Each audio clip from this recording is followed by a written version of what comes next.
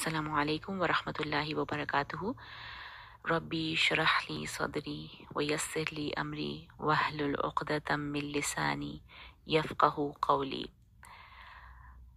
आप सबको इस ग्रुप में खुश आमदीद कहती हूँ और अल्लाह ताला से दुआ है कि अल्लाह हम सबको इस सफ़र में इस्तक़ामत दे और इन आयतों को याद करने और उनको हमेशा याद रखने की तौफ़ीक़ दे और हमारी इस कोशिश को हमसे कबूल करे, आमीन।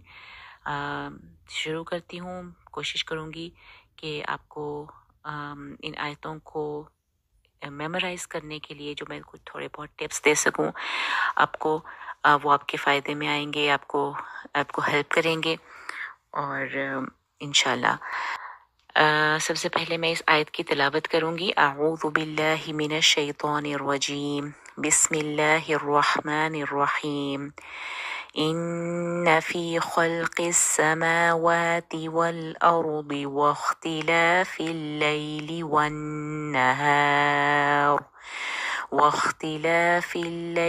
वन्नहारि लआयातिन लिउलिल अलबाब। अब देखिए, हम सूरह आल इमरान की आखिरी 10 आयतें हमें याद करनी है, ठीक है। और कोई भी पोर्शन जब हम कुरान का करते हैं तो हमारे जहन में ये होता है कि हमें ये आयत, कोई एक ऐसा पॉइंट हो जिससे वो पूरी आयत हमें याद आ जाए। आप रात के वक्त सो के उठे हैं और आपने एकदम से अपने जहन में जोर डाला है कि मैंने कहाँ से वो शुरू किया था, तो कोई ना कोई ऐसा पॉइंट होना चाहिए जिससे एकदम से आपको याद आए कि आपने जो पहली आयत है इस पोर्शन की, उसको कैसे याद करना है, कैसे उसको रिकॉल करना है, जैसे कहते हैं ना। तो सबसे पहले देखिए, इस आयत में बात हुई अस्समावाति वल अर्दी और साथ ही अल-लैली वन नहार की। नबी करीम सल्लल्लाहु अलैहि वसल्लम, ये याद रखिए, क्योंकि हम ये जिस सुन्नत को फॉलो कर रहे हैं वो ये है कि नबी करीम सल्लल्लाहु अलैहि वसल्लम जब रात को बेदार होते तहज्जुद के लिए, तो एक रवायत के मुताबिक वो आसमान की तरफ निगाहें उठा के आसमान को देखते और ये आयतें तिलावत करते थे। आप देखें कि हम आसमान को देख रहे हैं, हम नीचे ज़मीन में खड़े हैं और एकदम से नबी करीम सल्लल्लाहु अलैहि वसल्लम इन आयतों को याद करते हैं कि इन्न फ़ी ख़ल्क़िस समावाति वल अर्द। इन्ना, बेशक। इन्ना का मतलब होता है बेशक। ये बहुत कॉमन एक वर्ड है, बार बार कुरान में कई जगहों पे इस्तेमाल हुआ है। फ़ी ख़ल्क़ी, फ़ी का मतलब है में, और खल्क कहते हैं किसी भी चीज़ की तख्लीक को, पैदाइश को, ठीक है ना। फ़ी ख़ल्क़िस समावाति वल अर्दी। समावात भी बहुत एक जाना पहचाना वर्ड है, आसमानों के लिए आता है, और अल अर्द कहते हैं ज़मीन को, कि ज़मीन और आसमान की पैदाइश में। वख्तिलाफ़िल लैली वन नहार, रात का वक्त है, रात तारी है, तो हमें रात भी एकदम से याद आई कि वख्तिलाफ़िल लैली वन नहारी। अल-लैल रात है और नहार जो है वो दिन। और इख्तिलाफ किसे कहते हैं, इसका रूट देखिए, खल्फ है। खल्फ कहते हैं पीछे को।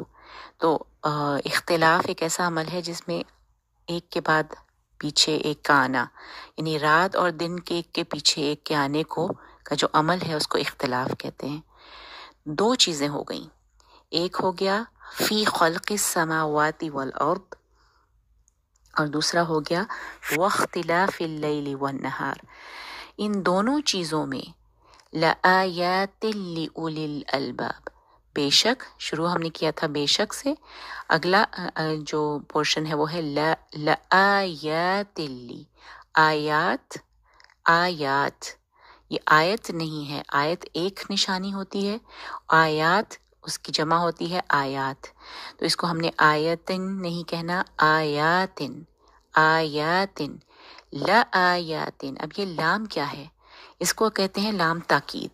ये जो शुरू में इन्ना आया और उसके बाद हमें लाम भी नज़र आ रहा है, तो ये लाम और इन्ना का जो कॉम्बिनेशन है वो होता है, बहुत ही ज़्यादा ताकीदी जुमला बना देता है किसी भी जुमले को।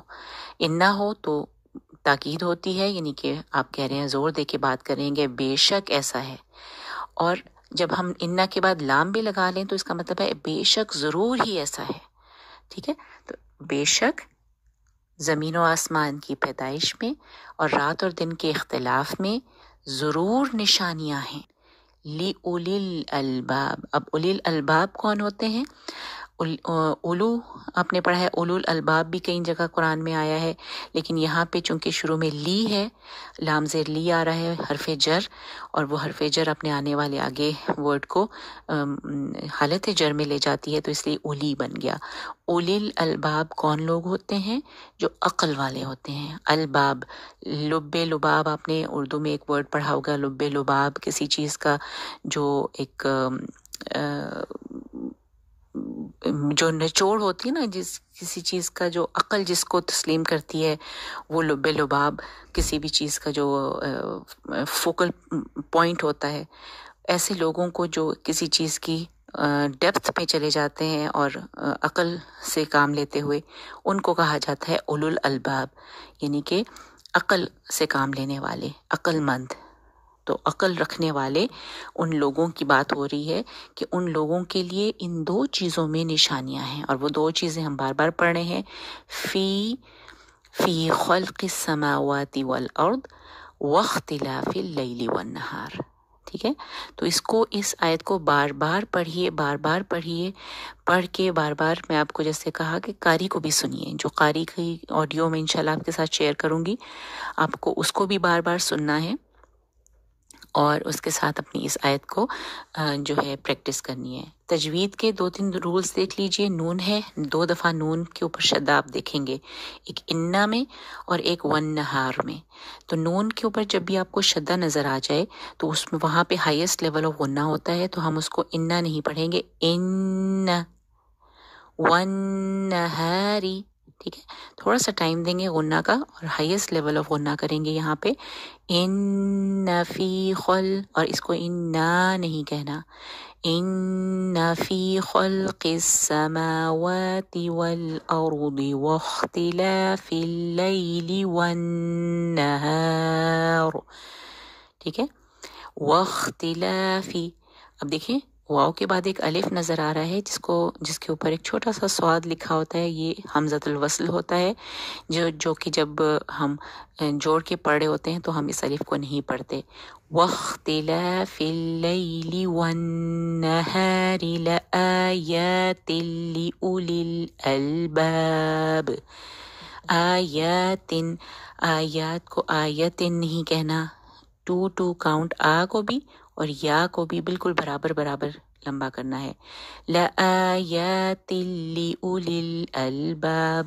تاک 2 زیر تن، یہ تنوین تھی، لیکن تنوین کا جو نون ساکن ہے وہ اگلے لام میں کمپلیٹ مرج ہو گیا، تو یہاں پہ ہے ادغام بغیر غنہ، تو ہم بالکل غنہ نہیں کریں گے.